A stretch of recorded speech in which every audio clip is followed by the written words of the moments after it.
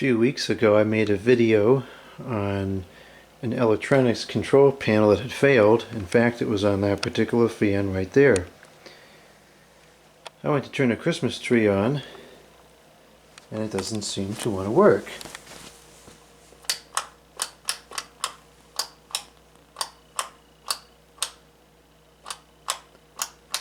And certainly there were people saying, "Oh no, the mechanical switch failed, the mechanical switch failed."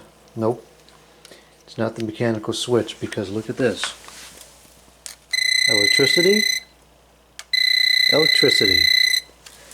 So once again, the electronics controls have failed.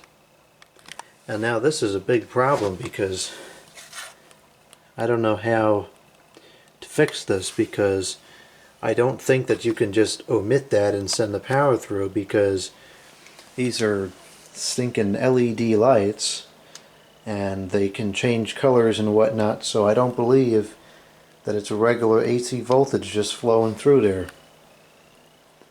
Stinking electronics controls.